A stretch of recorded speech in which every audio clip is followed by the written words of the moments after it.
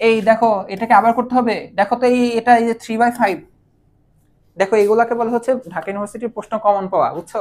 তুমি এই যে দেখো এই যে 164 দিয়ে অঙ্ক করছো, করে গেছো, এখন পরীক্ষা হলে তোমার এরকম ভাবে আসছে, তোমার এগুলো করাও লাগবে না।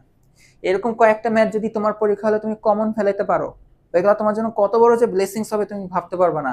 তোমার কনফিডেন্স লেভেলটা এইখান থেকে এইখানে চলে যাবে। সত্যি কথা, কনফিডেন্স লেভেলটাই অন্য লেভেলে হয়ে যাবে যদি তুমি প্রথমেই দেখো তোমার কয়েকটা প্রশ্ন তোমার খুবই কমন পড়ছে, তুমি 1 সেকেন্ডের মধ্যে দাগাই ফেলছো অ্যান্সার। বুঝতে পারছো? অ্যান্সার মুখস্থ করতে কেউ বলতেছে না, তুমি প্র্যাকটিসে থাকবা। যদি কোনোটা কমন পড়ে যায় তুমি ঠাস করে যেন দাগাই দিতে পারো, এইগুলাতেই তুমি আগে যাবা। এখন ধরো তুমি ঢাকা ইউনিভার্সিটির তুমি জানো এই কনসেপ্ট জানো, উৎকেন্দ্রিকতা কিভাবে বের করতে হয় কনসেপ্ট জানো, থিওরি জানো, ভালো কথা। বাট তুমি হচ্ছে এরকম প্র্যাকটিস হুটহাট করে যাও নাই, মানে প্র্যাকটিস করে যাও নাই, পরীক্ষা হলে যখন এরকম ইনস্ট্যান্ট প্রশ্ন দেখবা। এখন ধরো একটা স্টুডেন্ট বাসায় এরকম বারবার প্র্যাকটিস করছে, তো এটা সে এটা অ্যান্সার জানে 3/5, আর একটা স্টুডেন্ট থিওরি জানে, সবকিছু জানে, দুজনই মেধাবী, বাট একজন প্র্যাকটিস করছে আরেকজন এভাবে প্র্যাকটিস করে নাই। সে কিন্তু পরীক্ষা হলে এটা যে প্র্যাকটিস করে নাই সে কিন্তু এটা কি করবে বলতো, রাফে বের করতে যাবে।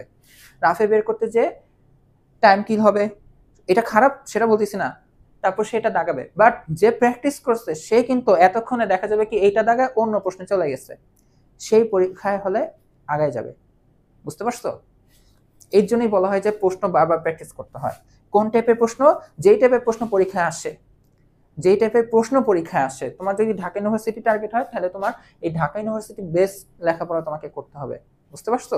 কারণ পড়ালেখা মানে তোমাদের ইন্টারে কিন্তু কনসেপ্টের শেষ নেই, অনেক কনসেপ্ট, তুমি কত ম্যাথ করবা বলো তো?